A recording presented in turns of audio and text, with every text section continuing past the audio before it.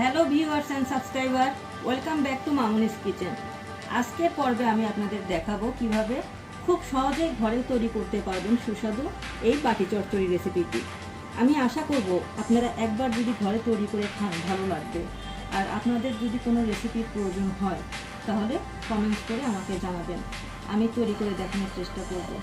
So viewers, চলুন কথা না বাড়িয়ে দেখে আসি কিভাবে তৈরি করা যায় সুস্বাদু এই বাটি চচ্চড়ি রেসিপিটি। Let's go. আমি বাটি চচ্চড়ি করার জন্য একটা প্যান নিয়ে নিলাম। প্যানের মধ্যে পরিমাণ মতো পেঁয়াজ কুচি, চচ্চড়ি জাতীয় খাবারে একটু পেঁয়াজ বেশিই লাগে।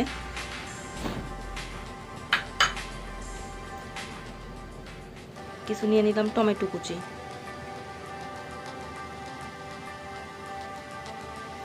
পরিমাণ মতো কাঁচামরিচ দিয়ে দিচ্ছি। 10-15টা কাঁচামরিচ ফালি দিয়ে দিবেন আপনারা। আমরা একটু ঝাল বেশি খাই, এর জন্য একটু বেশি কাঁচামরিচ দিলাম, কারণ বাটি চচ্চড়িতে একটু শুকনো মরিচের গুঁড়ার থেকে কাঁচামরিচটা বেশি দিলেই ভালো লাগে। 1.5 চামচের মতো লবণ দিয়ে দিলাম।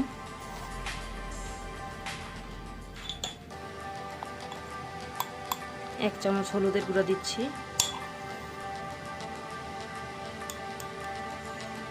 1 চামচ মরিচের গুঁড়া দিয়ে দিচ্ছি।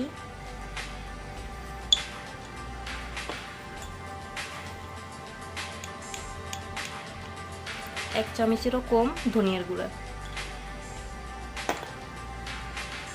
এখন আমি আগে পেঁয়াজ আর কাঁচামরিচটা ভালোভাবে কষলায় নেব।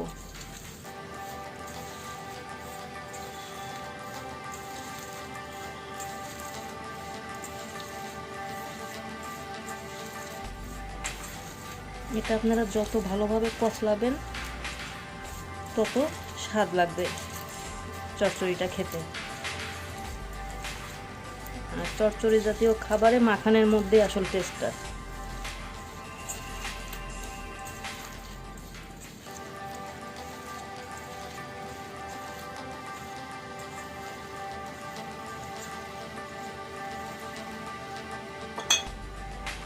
এখন আমি তেল দিয়ে দিচ্ছি।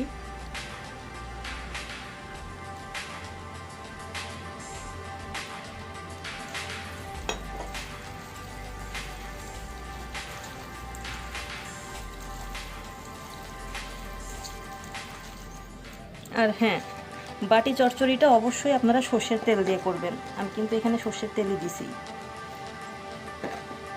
সর্ষের তেল না দিলে চচ্চড়ির আসল টেস্টটা আসবে না। এখন আমি মাছগুলা 6 টুকরা মাছ এই মশলার সাথে ভালোভাবে মাখায় নিচ্ছি। বাটি চচ্চড়ির জন্য মাছগুলো একটু ছোট ছোট করেই কাটবেন। এটা রুই মাছ, আপনারা যে কোনো মাছ দিয়েই করতে পারবেন, কিন্তু বড় পিস রাখবেন না, তাহলে মাছের মধ্যে সব কিছু যাবে না। একটু ছোট ছোট করে মাছগুলো কেটে নেবেন। এভাবে মাখায় 10-15 মিনিট, আধা ঘন্টা রেখে দিতে পারেন আপনারা। আমি 10 মিনিট রেখে দেবো, তো 10 মিনিট আধা ঘন্টা পর্যন্ত রেখে দেওয়া যায়। এরপর আমি পানি দিয়ে চড়াবো। যখন চুলা দেবো তখন আমি আপনাদের আবার দেখাবো।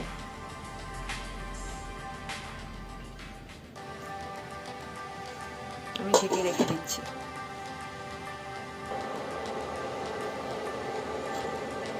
আমি 10 মিনিট ম্যারিনেশন করে রাখছি। এখন আমি চুলায় দিয়ে দিব। আমি জিরার গুঁড়া দেওয়ার কথাটা ভুলে গেছিলাম। আমি এখন একটু জিরার গুঁড়া ছিটিয়ে দিয়ে দিচ্ছি চারিদিকে, আর অল্প করে পানি দিয়ে দিচ্ছি। সিদ্ধ হতে যতটুকু পানি লাগবে ততটুকু পানি দিবেন।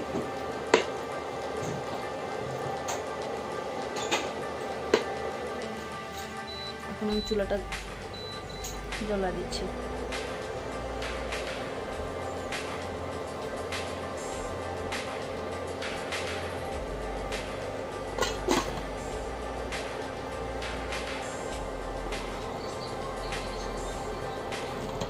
আমি 15 মিনিট পরে একটু নাড়াচাড়া করে দিচ্ছি। এভাবে নাড়াচাড়া একটু ঢলকায় দিবেন, চামচ টামচ দিয়ে নাড়ার প্রয়োজন নাই। একটু ধনেপাতা কুচি দিয়ে দিবেন।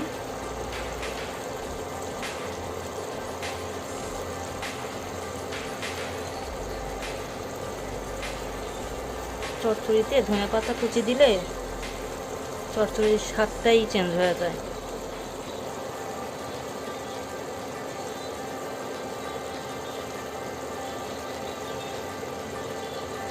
এখন আর একটু পানি শুকায় নিব আমি। আপনারা ঝোল ঝোল খাইতে চাইলে এই পর্যায়ে আপনারা নামায় ফেলতে পারবেন। নামানোর 5 মিনিট আগে ধনেপাতা দিয়ে দিবেন। যেহেতু চচ্চড়ির জন্য আমি ঝোলটা একটু শুকাবো, আবার ঢেকে দিচ্ছি 10 মিনিটের জন্য।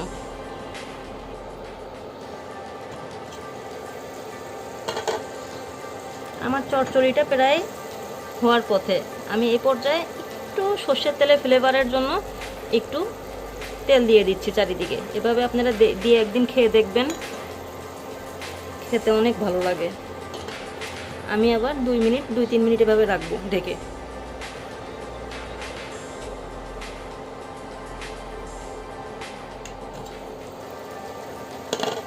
আমাদের বাটি চচ্চড়ি একবারে হয়ে গেছে। সো ভিউয়ার্স, আজকের এই বাটি চচ্চড়ি রেসিপিটি কেমন লাগলো অবশ্যই আপনাদের মূল্যবান মতামত জানাবেন।